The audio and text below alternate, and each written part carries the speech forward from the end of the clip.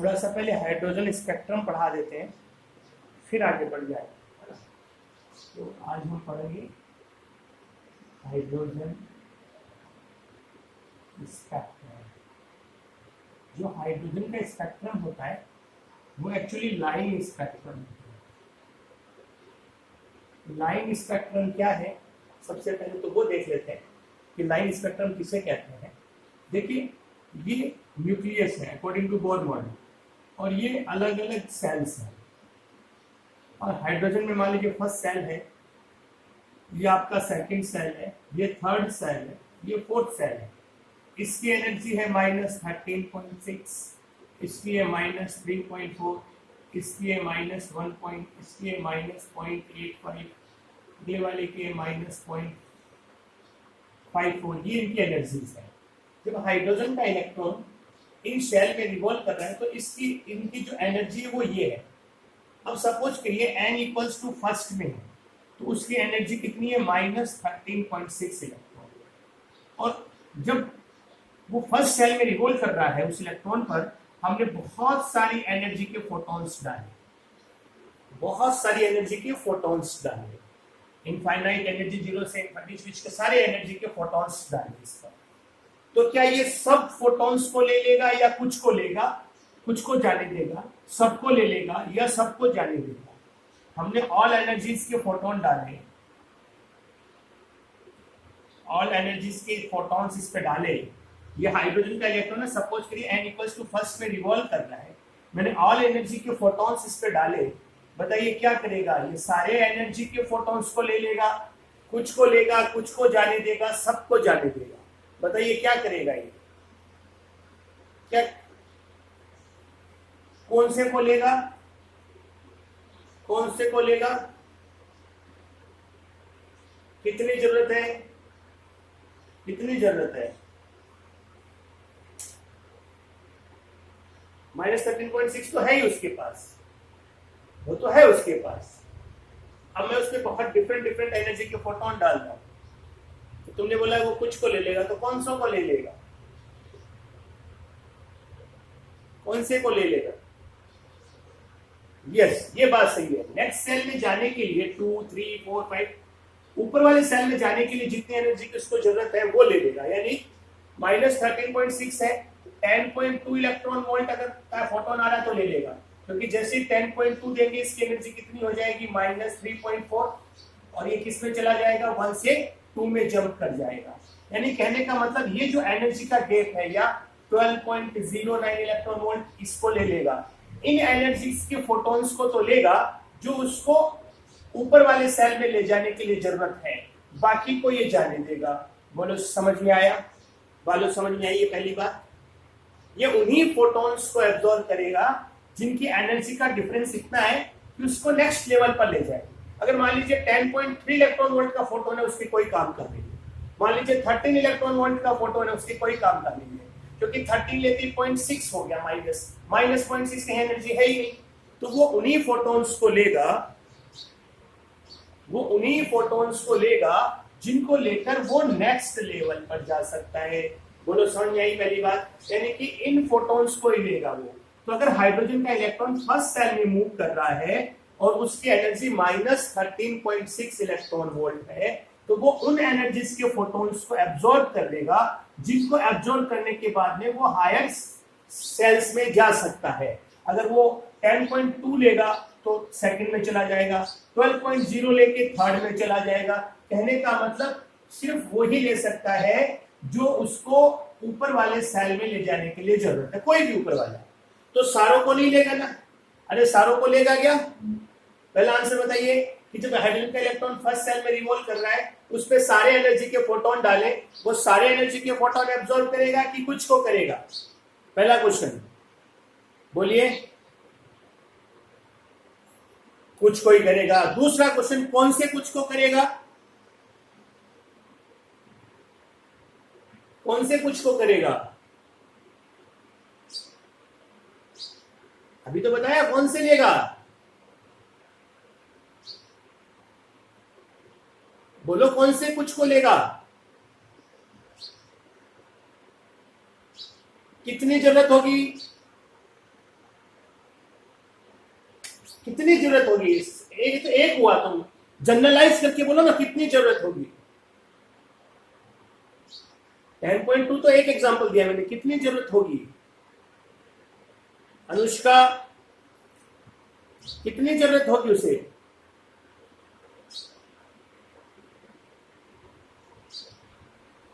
ना ना ना, ये कहां बताया मैंने?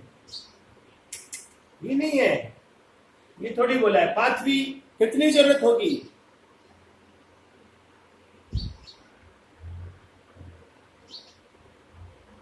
कितनी चाहिए, वही तो मैं पूछ रहा हूं, कितनी चाहिए होती है उसे?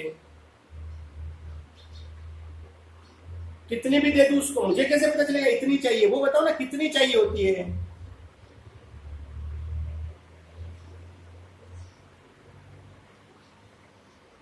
जैसे एक आंसर आया कि उसको 10.2 इलेक्ट्रॉन वोल्ट चाहिए। क्यों चाहिए 10.2? मेरा क्वेश्चन है, उसको 10.2 चाहिए, क्यों चाहिए उसको 10.2? हर्षित, वो तो है उसकी, वो तो है फर्स्ट सेल में, वो तो हमने फॉर्मूले से निकाल लिया, equals to minus Z square by N square into 13.6 electron volt. मेरा क्वेश्चन सिंपल सा इतना है कि जब वो फर्स्ट सेल में रिवॉल्व कर रहा है तो उसको बहुत सारी एनर्जी के फोटोन डाले हमने, कुछ को ही वो लेगा, बाकी को जाने देगा। मेरा सिंपल सा क्वेश्चन ये, कौन से वो कुछ फोटोन से कौन सी एनर्जी के फोटोन्स वो लेगा? कौन सी एनर्जी के फोटोन्स वो लेगा? सिंपल सा क्वेश्चन है, कौन सी एनर्जी के फोटोन्स ले लेगा? और एग्जांपल भी लिखे हुए तुम्हारे सामने।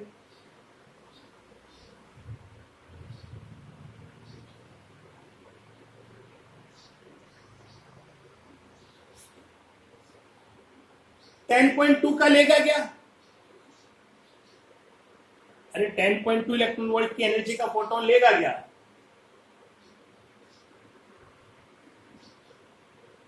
हर्षिल बताओ, 10.2 इलेक्ट्रॉन वोल्ट की एनर्जी का फोटोन लेगा क्या?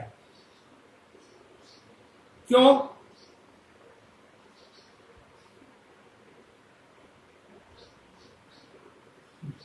-13.6 इलेक्ट्रॉन वोल्ट है। जैसे ही 10.2 इलेक्ट्रॉन वोल्ट उसको दी, अब उसकी एनर्जी हो गई -3.4 इलेक्ट्रॉन वोल्ट। ये -3.4 इलेक्ट्रॉन वोल्ट कौन सी किसकी एनर्जी? सेकंड सेल की, तो वो चला जाएगा। अगर मैंने सपोज करो उसको 10 इलेक्ट्रॉन वोल्ट दिया तो वो लेगा क्या? 10 इलेक्ट्रॉन वोल्ट उसको दिया तो वो लेगा क्या?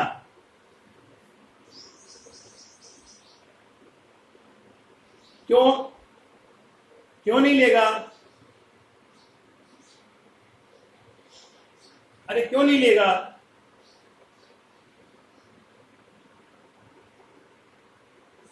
टेन लेगा तो कितनी एनर्जी हो जाएगी? अगर 10 लेता तो कितनी एनर्जी होती?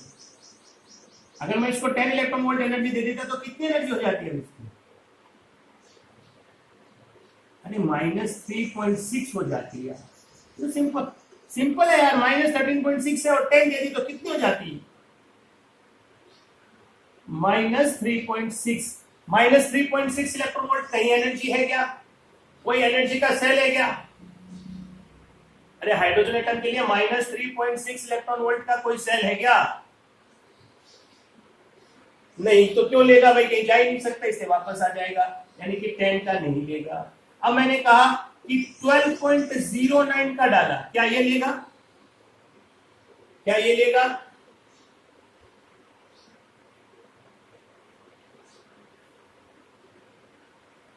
.09 इलेक्ट्रॉन वोल्ट का फोटोन डाला, क्या ये लेगा?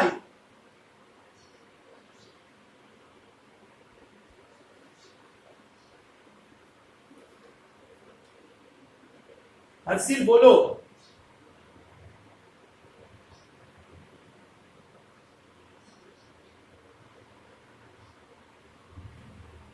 क्यों ले लेगा?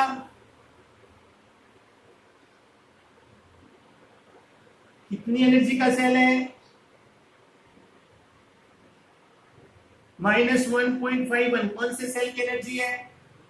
थर्ड सेल की। अरे थर्ड सेल की एनर्जी है ना, तो ये इतनी लेके जा सकता है। लेकिन क्या 12 का डालता तो लेता क्या? अरे 12 इलेक्ट्रॉन वोल्ट का फोटोन डालता तो लेता क्या? क्यों नहीं लेता? क्योंकि उसकी एनर्जी होती है -1.6 और -1.6 का तो कोई सेल है ही नहीं, तो ये नहीं लेता। कहने का मतलब कौन सी एनर्जी के फोटोन वो लेगा, आप बताओ। कहने का मतलब कौन सी एनर्जी के फोटोन्स वो ले सकता है।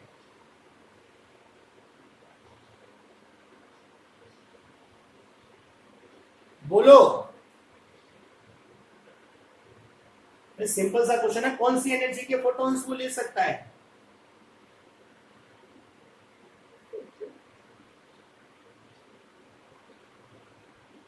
उन सेल की फोटोन्स की एनर्जी ले, हाँ, जितनी फोटॉन्स ले सकता है, एनर्जी डिस्क्रीट फॉर्म में है। जो एनर्जी का फोटोन डालने पर उसके नेक्स्ट लेवल की एनर्जी का बन जाए सेल, मतलब उसकी जितनी नेक्स्ट एनर्जी, नेक्स्ट किसी भी लेवल में हायर एक्साइटेड स्टेट में पहुंचने की जो एनर्जी चाहिए उतनी एनर्जी मिल जाए तो लेगा, बाकी को जाने देगा। कहने का मतलब -13.6 और -0.85, यानी कि -13.6 प्लस x इलेक्ट्रॉन वोल्ट अगर -0.85 के बराबर हो जाए तो ले लेगा। -13.6 electron volt plus x electron volt -0.54 के बराबर हो जाए तो ले लेगा। यानी कि -13.6 इलेक्ट्रॉन वोल्ट में वो इलेक्ट्रॉन वोल्ट एनर्जी के फोटोन डाले जा सकते हैं जिनके डाले से उसकी एनर्जी -3.4, -1.51, -0.85, -0.54 इलेक्ट्रॉन वोल्ट हो जाए। ये सारे फोटॉन्स वो लेगा, इन एनर्जी के फोटॉन्स वो लेगा, बाकी को नहीं लेगा। बोलो बात समझ में आ गई? बाकी बोलो, बाकी को जाने देगा, बाकी को क्यों लेगा? बोलो समझ में आ गया? अरे बात बोलो, समझ में आ गया? अरे सब बच्चों को समझ में आया ये बात? सब बच्चों को समझ में आई ये बात? अरे यस और नो? अब दोबारा बताओ, पहली बात, अगर हाइड्रोजन का इलेक्ट्रॉन फर्स्ट सेल में या सेकंड सेल में कहीं भी रिवॉल्व कर रहा है और हम उसको एनर्जी देना चाह रहे हैं, मान लो फर्स्ट सेल में रिवॉल्व कर रहा है, बहुत सारे एनर्जी के फोटॉन्स डाले तो क्या होगा? अब आप बताओ तो क्या होगा? तो क्या हो? उतनी एनर्जी के फोटोन वो ले लेगा जितना उसे एक्साइटेड स्टेट के सेल में जाने के लिए जरूरत होगी, चाहे वो कोई सा भी हो।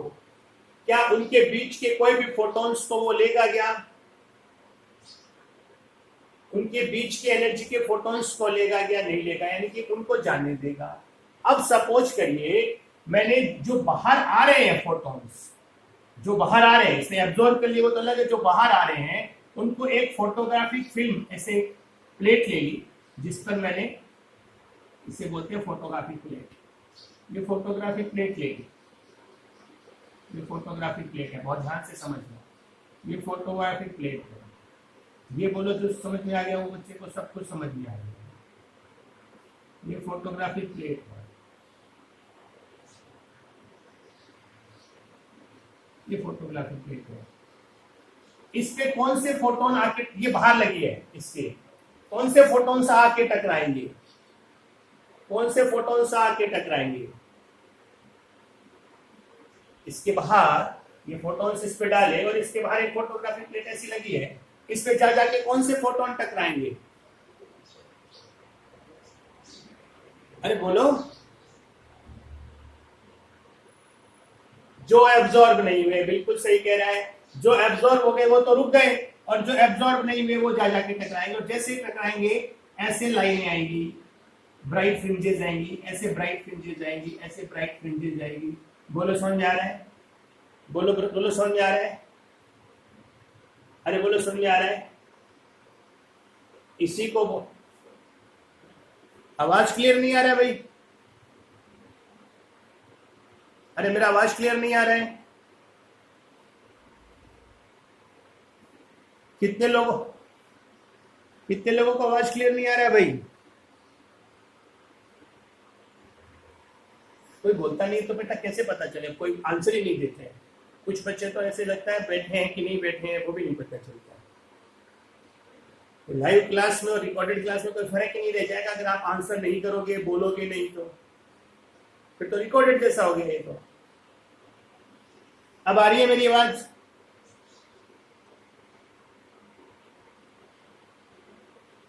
मैंने कहा कि मैंने इस पूरे एपरेटस में जहां मैं इलेक्ट्रॉन को डाल रहा हूं, फोटॉन्स को, उसके आगे एक फोटोग्राफिक प्लेट डाल दी। इस फोटोग्राफिक प्लेट पे कौन से फोटोन आके स्ट्राइक करेंगे, और जैसे ही फोटोन स्ट्राइक करेंगे ग्लो आएगा। पूरी ब्लैक थी ये, अब कौन से फोटोन्स आके स्ट्राइक करेंगे भाई? अब उसका कौन से फोटोन आके स्ट्राइक करेंगे?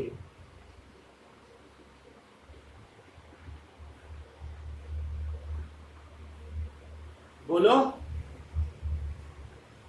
हर्षिल।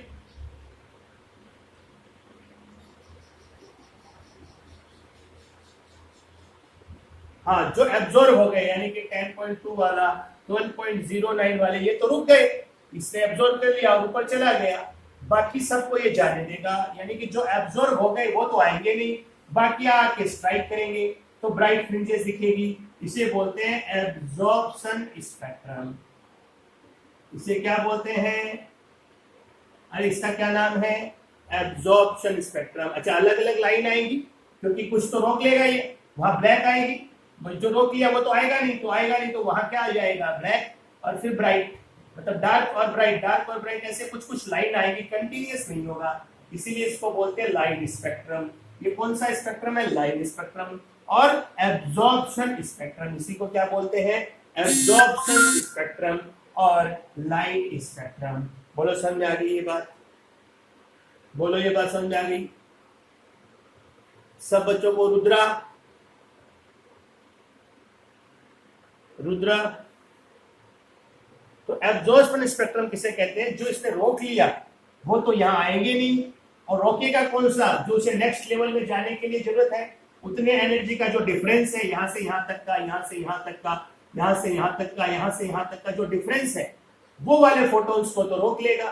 तो जो रोक लेगा वो तो इस पे आएंगे नहीं, इस फोटोग्राफिक प्लेट पर, और जो जाने दिया वो आके इसको स्ट्राइक करेंगे। तो इसे बोलते हैं एब्जॉर्प्शन स्पेक्ट्रम। यहां तक किसी को दिक्कत है तो पूछो। बोलो समझ में आया? और ये लाइन स्पेक्ट्रम होता है, मतलब रुक रुक के लाइनें आती हैं। रुक के क्यों आ रही है? क्योंकि कुछ तो वो ले ही लेगा, जितना उसको नेक्स्ट लेवल पे जाने के लिए एनर्जी चाहिए, उन एनर्जी के फोटॉन्स तो वो ले ही लेगा, और जो बचे हुए फोटॉन्स हैं उनको जाने देगा। ये हो गया आपका एब्जॉर्प्शन स्पेक्ट्रम। नेक्स्ट बताइए, अब मुझे आप बताएंगे, अब कौन बच्चा बताएगा? देखता हूं।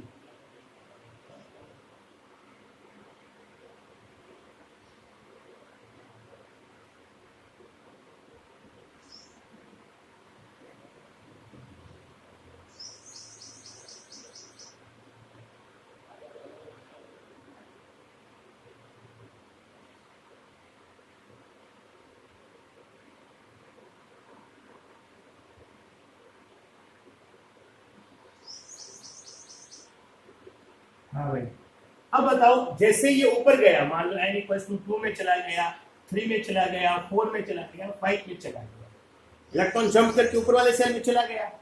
जब ये वापस आएगा तो कौन सी एनर्जी के फोटोन को एमिट करेगा? अब ये जब वापस आएगा, मैंने कहा ये चला गया, ये इलेक्ट्रॉन लिया इसने, और ये हायर एनर्जी लेवल पे ये हाइड्रोजन का एटम का इलेक्ट्रॉन चला गया। ये जब वापस आएगा तो कौन सी एनर्जी के फोटोन एमिट करेगा? भाई हाइड्रोजन का एटम फर्स्ट सेल में इलेक्ट्रॉन रिवॉल्व कर रहा था, एनर्जी लेकर हायर स्टेट में चला गया, वापस वो ग्राउंड स्टेट में जंप मारेगा, तो कौन सी एनर्जी के फोटोन एमिट करेगा?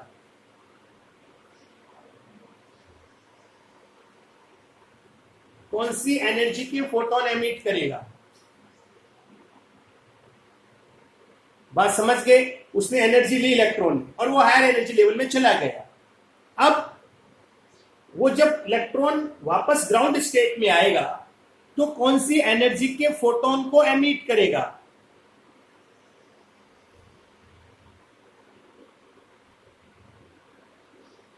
हर्षिल, आवाज आ रही है मेरी? बेटा जैसे ही इसने एनर्जी ली और ये हायर एक्साइटेड स्टेट में चला गया इलेक्ट्रॉन, वापस से ग्राउंड स्टेट में आएगा तो कौन सी एनर्जी के फोटोन एमिट करेगा?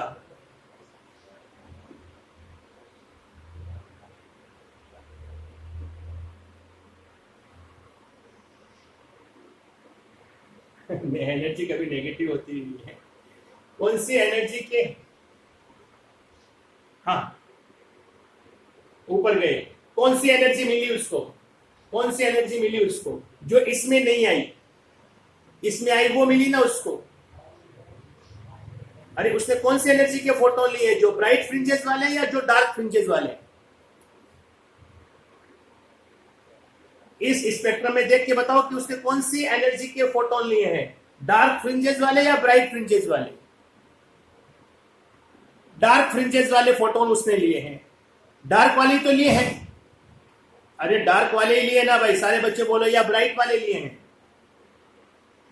इसने कौन से एब्जॉर्ब करे? डार्क फ्रिंजेस वाले एब्जॉर्ब कर लिए, इसीलिए तो यहाँ डार्क आया है और बचे हुए यहाँ आ गए। यानी अगर मैं इसमें से पूछूं किसने कौन सी एनर्जी के फोटोन एब्जॉर्ब किए हैं, तो आप बोलोगे कि जो डार्क दिख रहा है लाइन, वो फ्रिंजेस इसने एब्जॉर्ब कर लिए। बोलो यस और नो। अरे बस बोलो यस और नो।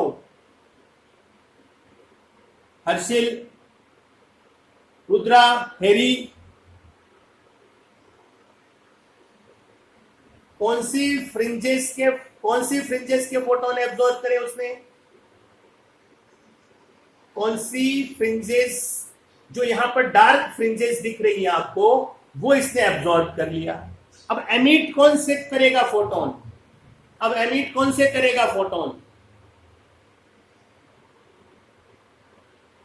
अरे अब एमिट कौन से करेगा?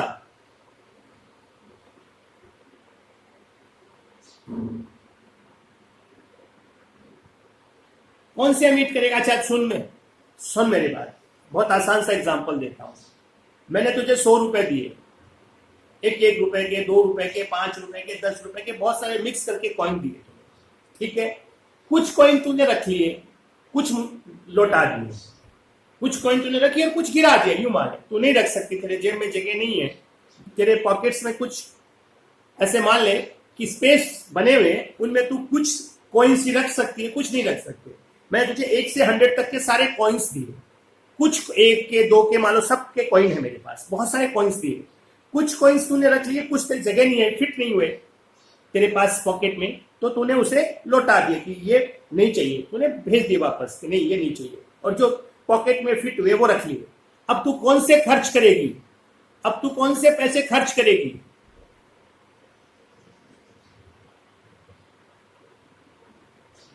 दिए तो हाँ, जो तूने रख लिए वो खर्च करेगी, या जो लौटा दिए वो खर्च करेगी?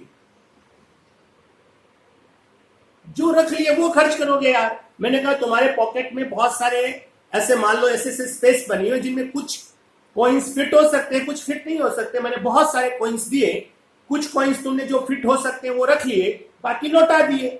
जो लौटा दिए वो यहां आ गए मेरे पास, या कहीं जो फोटोग्राफी प्लेट में ब्राइट की तरह, और जो तुमने रख लिए वो डार्क हो गए।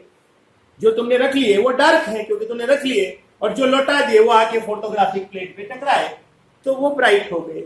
अब मैं तुम्हें कहूं कि तुम खर्च करो, तो तुम कौन से पैसे खर्च करोगी?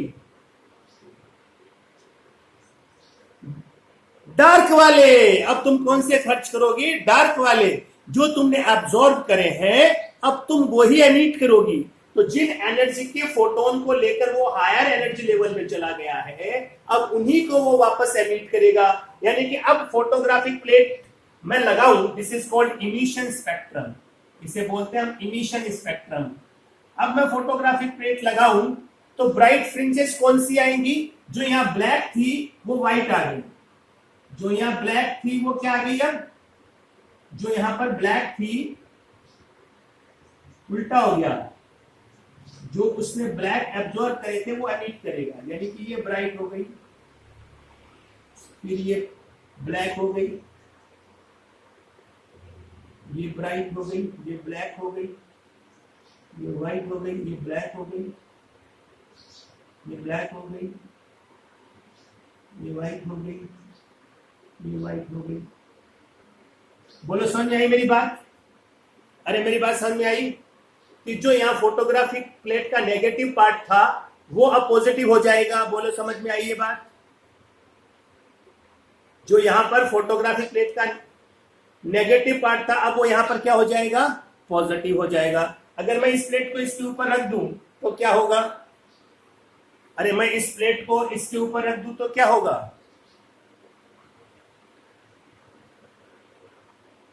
सारी ब्राइट हो जाएगी। अरे सारी ब्राइट ही फ्रिंज मिलेगी ना, क्योंकि ये नेगेटिव या पॉजिटिव हो गया और ये पॉजिटिव पहले है ही, तो हम इसके ऊपर इसको रखा तो सारा पॉजिटिव हो जाएगा कि नहीं हो जाएगा? जैसे सपोज करो पहले के जमाने में आपको याद होगा एक कैमरा होता था, हम फोटो क्लिक करते थे। तो वो फोटो क्लिक कैसे होता था कि जहां इमेज है उस पर हमने कुछ लाइट्स डाली, तो जो उसने एब्जॉर्ब कर ली वो फोटोग्राफिक प्लेट का क्या हुआ? नेगेटिव।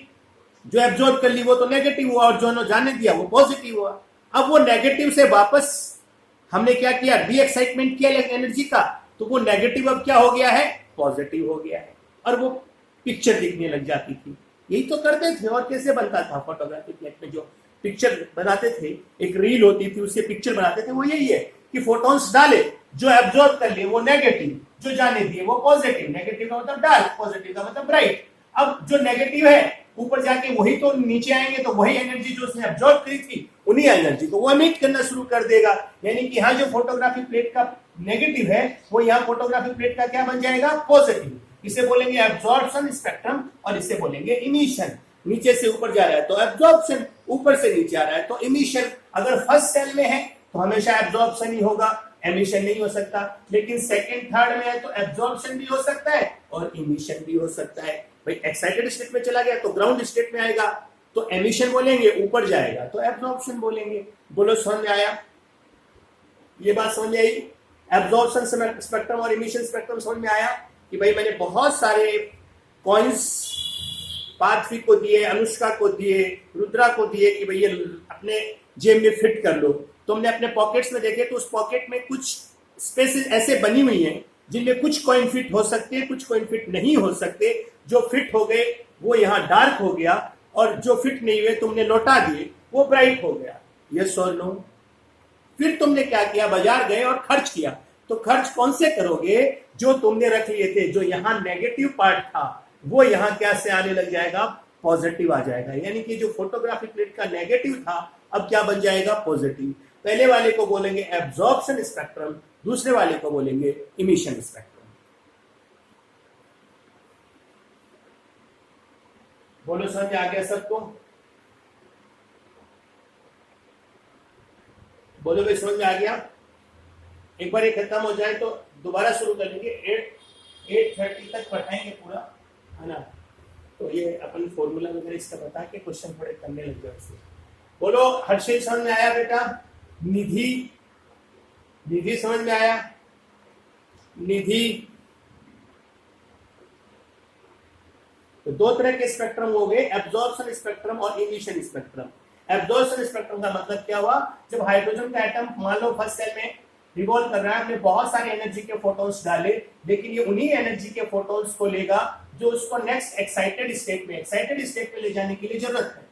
मतलब वही लेगा जो लेने के बाद में उसकी एनर्जी ये हो जा रही है। बाकी को ये जाने देगा, जो लेगा वो डार्क फ्रिंजेस हो जाएंगे और जो जाने देगा वो ब्राइट फ्रिंजेस होंगे। ये लाइन होगी, कंटिन्यूअस नहीं होगी, इसे इसलिए बोलते हैं लाइन स्पेक्ट्रम और एब्जॉर्प्शन। लाइन स्पेक्ट्रम दोनों ही है बट इसको बोलेंगे एब्जॉर्प्शन स्पेक्ट्रम।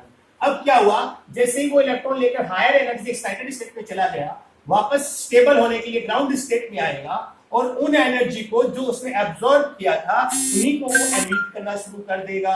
यानी कि जो यहाँ फोटोग्राफिक प्लेट का नेगेटिव था वो पॉजिटिव हो जाएगा। इसे क्या बोलेंगे? Emission spectrum. तो दो तरह के स्पेक्ट्रम हो गए, एब्जॉर्प्शन स्पेक्ट्रम और एमिशन स्पेक्ट्रम। चाहो तो एनसीईआरटी में कलरफुल डायग्राम दिया हुआ है, वो देख लेना और पढ़ लेना। बोलो यहां तक किसी को दिक्कत है? वरना मैं आगे बढ़ू। हाँ बोलो।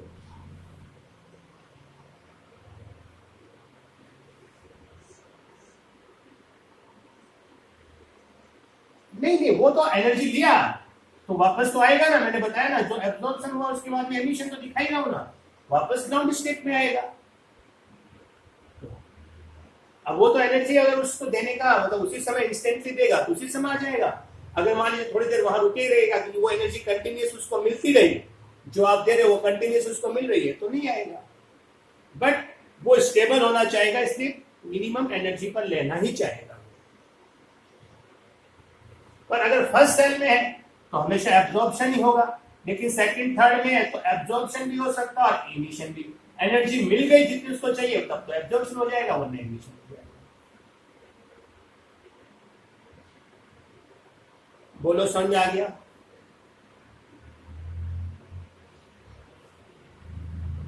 पक्का सबको समझ में आ गया? अरे दोबारा बताओ कि समझ में आ गया?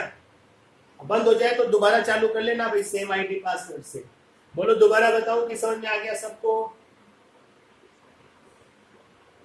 आ गया समझ में, चलो आगे बढ़ते हैं। अब तुम ऐसे एनसीईआरटी में पढ़ते तो जीवन में नहीं समझ आता कि एब्जॉर्प्शन स्पेक्ट्रम और इमिशन स्पेक्ट्रम क्या है, फोटोग्राफिक प्लेट का नेगेटिव पॉजिटिव क्या है, और ये लाइन स्पेक्ट्रम क्यों है, ये सारी बातें मैंने बता दी है। अब जब एनर्जी या वेवलेंथ का फोटोन एक एनर्जी से दूसरे एनर्जी में जाता है, एक सेल से दूसरे सेल में, तो इलेक्ट्रॉन क्या करता है, एनर्जी को फोटॉन्स के फॉर्म में, मतलब जो फोटॉन्स निकलेंगे वो एनर्जी के फॉर्म है, फोटॉन भी निकलेगा, तो उसकी जो वेवलेंथ है वो होगी 1/λ r z square 1/n1 square minus 1/n2 square. ये सबसे काम का फॉर्मूला है। लैम्डा तो वेवलेंथ है, आप सब जानते हैं। r is called as Rydberg's constant, जिसकी वैल्यू होती है 1.01 इंटू 10⁻7 मीटर इनवर्स, लेकिन मुझे 1/r चाहिए होता है। लैम्डा निकालूंगा तो 1/r चाहिए। 1/r की वैल्यू होती है 912 एंगस्ट्रम या 91.2 नैनोमीटर। ये 1/r की वैल्यू होती है। z क्या होता है, एटॉमिक नंबर। n1 जहां से जाएगा, और n1 और n2 इनिशियल और फाइनल स्टेट है। n1 क्या है, initial orbit, n2 final orbit, कौन से सेल से कौन से सेल में जाएगा। n1 और n2 निकालना मैं बताऊंगा, पहले ये समझ में आ जाए। और लैम्डा वेवलेंथ है, लैम्डा क्या है यहाँ पर, वेवलेंथ। अगर r की वैल्यू ये रखोगे तो लैम्डा भी नैनोमीटर में आएगा, r की जगह ये लिखोगे तो लैम्डा भी एंगस्ट्रम में आएगा, r की जगह ये लिखोगे तो लैम्डा किस में आएगा, मीटर में।